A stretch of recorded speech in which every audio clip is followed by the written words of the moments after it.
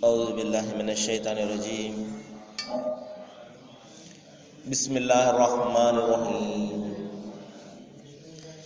يا أيها الذين آمنوا إن تطيعوا الذين كفروا يردوكم على أعقابكم فتنقلبوا خاسرين بل الله مولاكم وهو خير الناصرين. صدق الله العظيم. అనంత కరుణామయుడ పరకృపాశీలుడు, పాలకుడు, పోషకుడు, సర్వలోక సృష్టికర్త అయిన అల్లాహ్ శుభనామంతో ప్రారంభిస్తున్నాను. సోదర సోదరిమణులారా, అయ్యలారా, అమ్మలారా, అస్సలాము అలైకుం వరహమతుల్లాహి వబరకాతుహు. సర్వలోక ప్రభువు మనందరి మీద శాంతిని, శుభాలను కురిపించునుగాక. ఆమేన్. ఇంతవరకు మనము మానవులందరి మార్గదర్శక గ్రంథం, మానవులందరి దైవం, మానవాళి కోసం అవతరింపజేసినటువంటి చివరి మార్గదర్శక దైవ గ్రంథం దివ్య ఖురాన్ నుండి 3వ అధ్యాయం 149వ వాక్యం యొక్క రబీమూలంను వినడం జరిగింది. సోదరులారా, దీని యొక్క తెలుగు అనువాదాన్ని ఆలకించండి. విశ్వసించినటువంటి ఓ ప్రజలారా, మీరు గనుక అవిశ్వాస మార్గాన్ని అవలంబించిన వారి సలహాలను పాటిస్తే వారు మిమ్మల్ని అవిశ్వాసం వైపునకే మరలిస్తారు. అప్పుడు మీరు తీవ్రంగా నష్టపోతారు. వాస్తవం ఏమిటంటే ఆ సృష్టి ప్రభు అల్లాహే మీకు అండా మరియు మీకు తోడు. ఆయనే అందరికంటే ఉత్తమమైనటువంటి సహాయకుడు. సోదరులారా, ఈ వాక్యాల్లో సృష్టి ప్రభువు తెలియజేస్తున్నాడు, విశ్వసించినటువంటి ప్రజలను ఉద్దేశించి ఒక హెచ్చరికను చేస్తున్నాడు. అదేమిటంటే,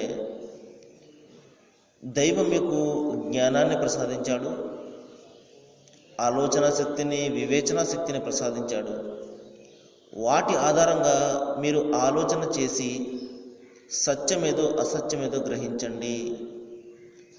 లేదు, ప్రపంచంలో పోతున్న వాళ్ళ యొక్క మాటలను మీరు విన్నట్లయితే నిస్సందేహంగా వాళ్ళు అవిశ్వాస వైపునకే మిమ్మల్ని తీసుకుని పోతారు అంటున్నాడు.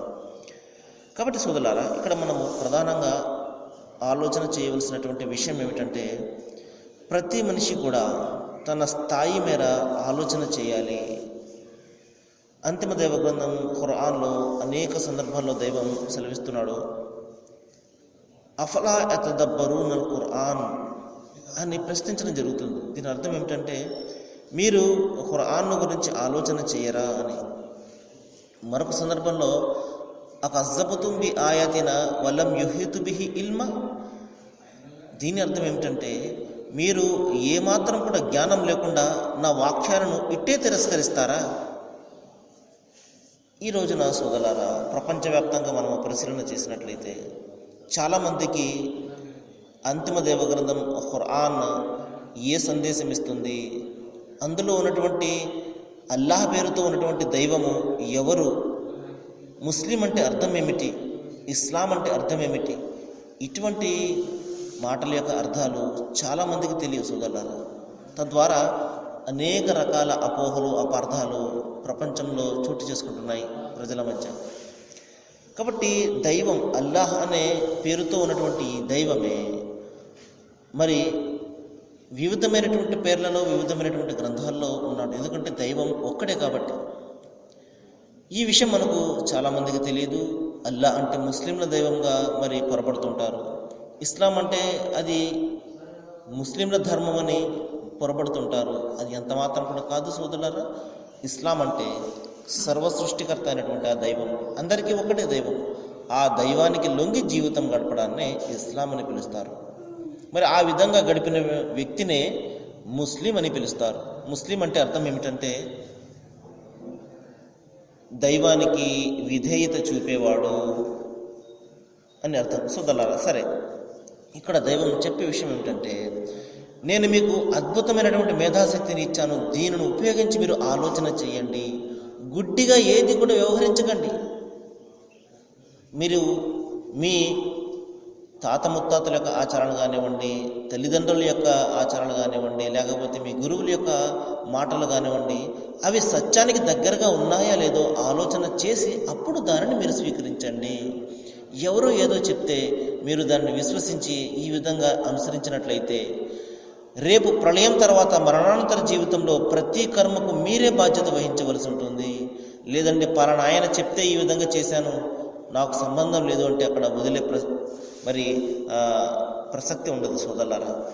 కాబట్టి మన జీవితము, మన కర్మలు మనము బాధ్యత వహించాలి. కాబట్టి మనమే ప్రతి విషయాన్ని గురించి కూడా ఆలోచన చేసి స్వీకరించడానికి ప్రయత్నం చేయాలి.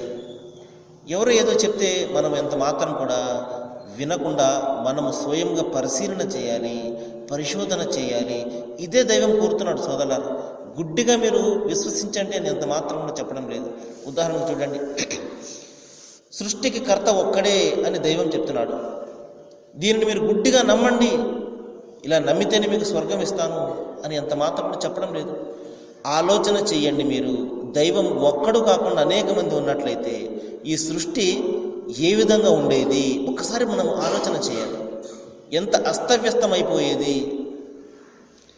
ఈ విధంగా మన మేధాశక్తిని దైవం మనకు ప్రసాదించినటువంటి జ్ఞానాన్ని ఉపయోగించి మనము ఆలోచన చేసినట్లయితే నిస్సందేహంగా ఈ సృష్టికి దేవుడు ఒక్కడు అని మాత్రమే సమాధానం వస్తుంది తప్పించి అందరూ ఇంతమంది ఉన్నారు, ఒక్కొక్క మతానికి ఒక్కొక్క దేవుడు ఉన్నాడు అన్న ఆలోచన ఇంత మాత్రం కూడా రాదు సోదరులారా. కానీ మనిషి దాని పట్ల సరైనటువంటి ఆలోచన చేయక, తన బుద్ధిని తన జ్ఞానాన్ని ఉపయోగించక, తన బుద్ధిని తన జ్ఞానాన్ని ఇతరులకు అప్పగించడం వలన గుడ్డిగా అనుసరిస్తూ ఉంటాడు. మనం అనేక రకాల మూఢాచారాలు అనుసరిస్తుంటాం. ఏ మాత్రం కూడా జ్ఞానానికి సంబంధం లేనటువంటివి అనేకమైనటువంటి మనం అనుసరిస్తుంటాం. వాటికి ఏ విధమైనటువంటి ఆధారం ఉండదు, గ్రంథంలో ఉండదు, ఏమీ కూడా ఉండదు. ఎవరో ఏదో చెప్పారు, మనము దాన్ని అనుసరించడం. సోదరులారా, ఈ విధమైనటువంటి వ్యవహారం వలన, ఆచరణ వలన మనకు నష్టం కలుగుతుంది, కానీ ఎంత మాత్రం కూడా లాభం ఉండదు. దైవం ఇక్కడ చెప్తున్నాడు, మీరు సత్యాన్ని ఎవరైతే అనుసరిస్తారో, సత్యాన్ని ఎవరైతే ప్రచారం చేస్తారో, సత్యాన్ని ఎవరైతే ప్రేమిస్తారో వారికి సహకారం అందించండి, వారితో పాటు ఉండండి, వారి మాటను వినండి అని దైవం ఇక్కడ చెప్తున్నాడు. మరొక సందర్భం అంతిమ దేవగ్రంథం ఖురాన్లో సెలవిస్తున్నాడు, యా అయ్యుహల్లజీన ఆమనూ కూనూ మఅస్సాదిఖీన్, ఓ విశ్వసించినటువంటి ఓ ప్రజలారా మీరు సత్యవంతులకు తోడ్పడండి అంటున్నాడు. కాబట్టి మీ స్నేహితులుగా, మీ ఆంతరంగికులుగా ఎవరైతే సత్యాన్ని ప్రేమిస్తారో, ఎవరైతే నైతికతను ప్రేమిస్తారో, సమాజం యొక్క మంచిని ఎవరైతే కాంక్షిస్తూ ఉంటారో, అందరూ బాగుండాలి అని ఎవరైతే కోరుకుంటూ ఉంటారో, ఈ విధంగా సమాజంలో ఉన్నటువంటి ఈ విభేదాలు, ఈ అపార్థాలు, ఈ విద్వేషాలు అన్నీ కూడా సమసిపోయి అందరూ ప్రశాంతంగా జీవితం గడపాలి, అందరూ కూడా సమానంగా ఉండాలి అని ఎవరైతే ఆలోచన చేస్తుంటారో వారు అందరూ కూడా కలిసి ఉండండి. వారి అందరూ కూడా ఒకరినొకరు సహకరించుకుంటూ, మీరు ఒకరినొకరు తోడ్పాటు అందించుకుంటూ జీవితం గడపండి అని దైవం ఇక్కడ చెప్తున్నాడు. ఈ విధంగా చేయడం వల్ల ఎవరైతే అసత్యాన్ని ప్రేమిస్తారో, సమాజంలో ఎప్పుడు కూడా కలతలు రేపడానికి ప్రయత్నం చేస్తుంటారో, కులాల పేర, మతాల పేర, ఇంకా ప్రాంతాల పేర, వర్గాల పేర ఎవరైతే విద్వేషాలు, విభేదాలు సృష్టించడానికి ప్రయత్నాలు చేస్తుంటారో వారి పప్పులప్పుడు ఎంత మాత్రం కూడా ఉడుకో సోదరులారా. ఈ విధంగా మానవులందరూ కూడా సమానమే, అందరికీ దైవం ఒక్కడే అన్న ఆలోచనను మనం ఎప్పుడైతే కలిగి ఉంటామో, దైవం పట్ల ఎవరైతే విభేదాలు సృష్టించడానికి ప్రయత్నాలు చేస్తుంటారో వారి ప్రయత్నాలన్నీ కూడా వమ్మైపోతాయి. కాబట్టి మనమందరం కూడా సత్యాన్ని ప్రేమించేవారు, సమాజం శాంతిగా శోభిల్లాలి అని ఎవరైతే కాంక్షిస్తూ ఉంటారో, కోరుకుంటుంటారో వారు అందరూ కూడా కులాలు మతాలకు అతీతంగా కూడా కలిసి సమాజ శ్రేయస్సు కోసం పనిచేయవలసి ఉంటుంది. విశ్వాసులు అందరూ కూడా ఒక గ్రూపుగా, ఒక సంఘంగా, ఒక సమాజంగా ఉండాలి. అవిశ్వాసుల యొక్క ఆ ప్రయత్నాలను వారు వమ్ము చేయాలి అని దైవం ఇక్కడ సెలవిస్తున్నాడు. అదే విషయాన్ని ఇక్కడ చెప్తున్నాడు చూడండి, విశ్వాసులారా మీరు అవిశ్వాస మార్గం అవలంబించిన వారి సలహాలను పాటిస్తే. ఎందుకంటే అవిశ్వాస మార్గం అంటే సోదరులారా, మరొకసారి జ్ఞాపకం చేస్తాను, ఈ సృష్టికి దైవం ఒక్కడు కాడు, అనేక మంది ఉన్నారు అని, లేదా మానవులు దైవాలుగా భావించడం, దైవానికి మానవునికి ఉండే బలహీనతలన్నీ ఉన్నాయి అని భావించడం, ఈ విధంగా ఎవరైతే ఆలోచన ధోరణిని కలిగి ఉంటారో వాళ్ళను అంతిమ దైవగ్రంథం ఖురాన్లో సృష్టి ప్రభువు అవిశ్వాసులు అని పిలవడం జరిగింది. ఎందుకంటే వారికి విశ్వాసం లేదు, దేవుడు ఒక్కడే అన్న విశ్వాసం వారికి లేదు, అందుకని వారిని అవిశ్వాసులుగా పిలవడం జరిగింది. మరి అవిశ్వాసులకు మరి భయంకరమైనటువంటి నరకం యొక్క హెచ్చరికను కూడా దైవం చేయడం జరిగింది. కాబట్టి ఈ సృష్టిలో రెండు వర్గాలు ఉన్నాయి సోదరులారా, రెండు ధర్మాలు ఉన్నాయి. ఒకటి విశ్వాసము, రెండు అవిశ్వాసము. ఒకటి మంచి, ఇంకొకటి చెడు. ఇది తప్పించి మరొక ధర్మం కానీ, మరొక మతం కానీ, మరొక కులం కానీ ఎంత మాత్రం కూడా దేవుని వద్ద లేవు. రెండు మంచి మరియు చెడు అంతే. ఎవరైతే దైవం ఒక్కడే అని విశ్వసించి మరి ఒక ఆయన ఆజ్ఞమైన జీవితం గడుపుతారో, నైతికబద్ధమైనటువంటి జీవితం ఎవరైతే గడుపుతారో మరి అటువంటి వాళ్ళను దైవం విశ్వాసులుగా పేర్కొంటున్నాడు. మరి ఎవరైతే దైవం పట్ల సరైనటువంటి అవగాహన లేకుండా మరి ఎవరైతే జీవితం గడుపుతుంటారో, మరి ఈ జీవితాన్ని తమ ఇష్టం వచ్చినట్లు ఎవరైతే నడుచుకుంటూ ఉంటారో వారిని అవిశ్వాసులుగా దైవం పేర్కొనడం జరిగింది. సోదరులారా, మరి మీరు అవిశ్వాసం అవలంబించిన వారి మాటలను మీరు అనుసరించినట్లయితే, ఎందుకంటే వాళ్ళు ప్రపంచ పూజారులు, ప్రపంచాన్ని ప్రేమించే వాళ్ళు, ఈ ప్రపంచంలో దక్కితే చాలు, మరి పరలోకం గురించి వారికి ఏమాత్రం కూడా ఆలోచన ఉండదు. ఇటువంటి వారు మాటలు మరి ఈ విధంగా చాలా ఆకర్షణమయంగా ఉంటాయి, ప్రపంచాన్ని పొందే విధంగా ఉంటాయి. కొద్దిపాటి ప్రాపంచిక ఈ తళుకు బెళుకులను జుర్రుకునే మాదిరిగా ఉంటాయి. కాబట్టి సహజంగా వాటిలో ఆకర్షణ ఉంటుంది, మనిషి ఆకర్షితుడవుతాడు. మరి దైవం సెలవిస్తున్నాడు, మీరు వారి మాటల్లో పడిపోయి ప్రాపంచిక ఆకర్షణలకు లొంగిపోతే, ప్రాపంచిక ఆకర్షణలకు మీరు లొంగిపోతే ఏమవుతుంది? వారు మిమ్మల్ని అవిశ్వాసం వైపునకు తీసుకుని పోతారు. అవిశ్వాసం వైపునకు అంటే నరకం వైపునకు తీసుకుని పోతారు. కాబట్టి మీరు వారి మాట ఎంత మాత్రం కూడా వినకండి. మంచిని ప్రేమించే వాళ్ళు ఉన్నారు ఈ ప్రపంచంలో, మంచి కోసం పాటుపడే వాళ్ళు ఉన్నారు, సమాజం యొక్క శ్రేయస్సును కాంక్షించే వాళ్ళు ఉన్నారు. వారి మాటను మీరు వినండి అని దైవం ఇక్కడ సెలవిస్తున్నాడు. మీ స్నేహితులుగా కూడా మంచి వాళ్ళని మీరు చేసుకోండి. చెడ్డవారి స్నేహాన్ని మీరు చేసినట్లయితే వారి బుద్ధులన్నీ కూడా మీకు అబ్బుతాయి. కాబట్టి మనకు పెద్దలు కూడా చెప్తారు, 6 నెలలు సావాసం చేస్తే వాడు వీడు అయ్యాడు అని. ఈ విధంగా మనం ఎవరితో అయితే సావాసం చేస్తుంటామో, స్నేహం చేస్తుంటామో వాళ్ళను మరి మంచి వాళ్ళుగా, దైవాన్ని విశ్వసించే వాళ్ళుగా, దైవభీతి పరులుగా ఉండే వాళ్ళనే మనం ఎన్నుకోవలసి ఉంటుంది. సోదరులారా, ఈ విషయాన్ని మనం ఇక్కడ గమనించాలి. మరి ఇంకా సృష్టి ప్రభు ఈ విధంగా తెలియజేస్తున్నాడు. వాస్తవం ఏమిటంటే ఆ సృష్టి ప్రభువు, ఆ దైవం అల్లాయే మీకు అండ మరియు మీకు తోడు. కాబట్టి మనలను రక్షించేవాడు, మన పాపాలను క్షమించేవాడు, మన పాపాలకు క్షమాపణను ప్రసాదించేవాడు, మరి మనము చేస్తున్నటువంటి మంచికి పుణ్యాన్ని ప్రసాదించేవాడు ఆ సృష్టి ప్రభు అల్లాహ్ మాత్రమే, ఆ దైవం, ఆ సర్వేశ్వరుడు మాత్రమే. కాబట్టి మన పాపాలను గురించి ఆయనకు తెలిస్తే చాలు సోదరులారా, ఇంకొకరికి తెలియవలసినటువంటి అవసరం ఎంత మాత్రం కూడా లేదు. కాబట్టి సోదరులారా, మరి మన పాపాలను క్షమించేది, మనకు రక్షణను ఇచ్చేది ఆ సృష్టి ప్రభువు యెహోవా అల్లాహ్ మాత్రమే.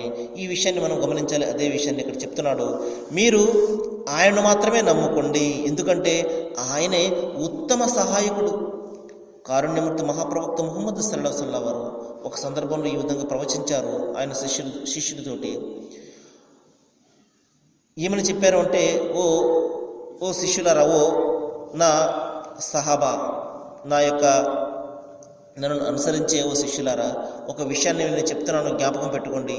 మరి ప్రతి విషయంలో కూడా మీరు దేవుని వైపునకు మరలండి, అంటే ఆయనను మాత్రమే నమ్ముకోండి. కనీసం మీ జోడు యొక్క ఆ చెప్పు తెగిపోయినప్పటికీ కూడా, మీకు చిన్న ఉప్పు కంకర అవసరమైనప్పటికీ కూడా ఆ సృష్టి ప్రభువును మాత్రమే వేడుకోండి అని చెప్పడం జరిగింది. ఇక్కడ ఒక ప్రశ్న వస్తుంది, అదేంటండి, చిన్న చిన్న అవసరాలకు కూడా ఆయనని అడగాల?